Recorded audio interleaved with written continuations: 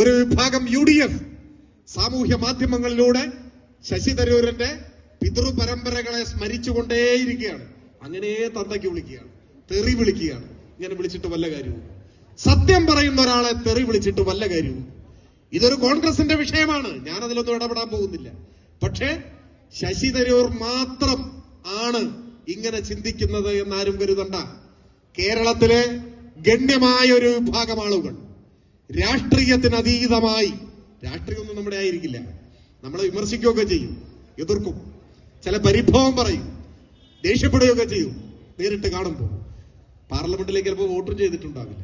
പക്ഷേ അങ്ങനെയെല്ലാമുള്ള ഒരു വലിയ വിഭാഗം ആളുകൾ, അവർക്കിടയിൽ വളരെ ദൃഢമായി വരുന്ന ചില നിലപാടുകളുണ്ട്, ബോധ്യങ്ങൾ. കേരളത്തിലെ ഗണ്യമായ ഒരു വിഭാഗം ആളുകൾ രാഷ്ട്രീയത്തിന് അതീതമായി ഇപ്പോ ഉറച്ചു പറയുന്നു, എന്തൊക്കെ പറഞ്ഞാലും കേരളം ഭരിക്കാൻ നല്ലത് LDF ആണ്, ആ കാര്യത്തിൽ ഒരു സംശയവുമില്ല എന്ന നിലപാടാണ്. ആ മാറ്റമാണ് ശശി തരൂർ പ്രകടിപ്പിച്ചത്. ഇന്നലെ ഇപ്പോ ഇതാ മുല്ലപ്പള്ളി രാമചന്ദ്രൻ, മുൻ കേന്ദ്രമന്ത്രി, KPCCയുടെ മുൻ പ്രസിഡന്റ് കൃത്യമായി പറഞ്ഞില്ലേ, മൂന്നാം ഊഴത്തിനുള്ള സാഹചര്യമാണ് ഇപ്പൊ കേരളത്തിലുള്ളത് എന്നാണ്. വീണ്ടും ഇടതുപക്ഷം വരും പറയുന്നത് മുല്ലപ്പള്ളി രാമചന്ദ്രനാണ്. ഇപ്പൊ അദ്ദേഹത്തിന്റെ പരമ്പരകളെ അനുസ്മരിക്കാൻ തുടങ്ങിയിട്ടുണ്ട് കോൺഗ്രസ്സുകാർ. അതുകൊണ്ട് ഒരു കാര്യമില്ല. നാട്ടിൽ വരുന്ന മാറ്റം കാണണം. ഇടതുപക്ഷമുള്ളത് കൊണ്ട് സംഘപരിവാരത്തിന്റെ മുന്നിൽ നാം പൊരുതി നിൽക്കുന്നു. മുട്ടുമടക്കാതെ ഈ നാട് പൊരുതുന്നു.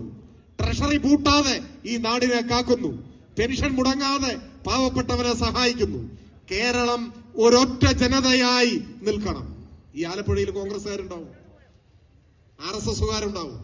ഈ നാട്ടിൽ വിവിധ രാഷ്ട്രീയ നിലപാട് സ്വീകരിക്കുന്നവരോടൊന്നും നമുക്കൊരു വെറുപ്പുമില്ല, വിദ്വേഷവുമില്ല. എല്ലാവരും നമ്മുടെ സഹോദരങ്ങളല്ലേ. പല കാരണം കൊണ്ട് ചിലപ്പോ പല നിലപാട് സ്വീകരിച്ചു വന്നേ വരൂ. അവരോടെല്ലാം CPIM അഭ്യർത്ഥിക്കാനുള്ളത്, നിങ്ങളുടെ രാഷ്ട്രീയ നിലപാട് എന്തുമാവട്ടെ, അതൊക്കെ നിങ്ങൾ ആലോചിച്ച് നിലപാട് സ്വീകരിച്ചോളൂ. പക്ഷേ ഇത് കേരളത്തിന്റെ പ്രശ്നമാണ്. നമ്മുടെ നാടിനെ തകർക്കാൻ ഒരു നീക്കം നടക്കുന്നു. ആ നീക്കം രാഷ്ട്രീയത്തിന് അതീതമായി പ്രതിരോധിക്കണം. നമ്മൾ മലയാളികളും ഇന്ത്യയിലെ പൗരന്മാരാണ്. ഈ കേരളം ഇന്ത്യൻ യൂണിയനിലെ ഒരു സംസ്ഥാനമാണ്. ഫെഡറൽ സംവിധാനം മാനിക്കപ്പെടുന്ന ഒരു രാജ്യത്ത് ഭരണഘടനാപരമായി കേരളത്തിന് അർഹതപ്പെട്ടത് നമുക്ക് ലഭിച്ചേ തീരൂ. അത് തരാതിരിക്കുന്നത്, അത് പിടിച്ചുവെക്കുന്നത്, വെട്ടിക്കുറയ്ക്കുന്നത്, ഈ കേരളത്തെ തകർക്കാൻ നോക്കുന്നത് മാപ്പർഹിക്കാത്ത കുറ്റമാണ്.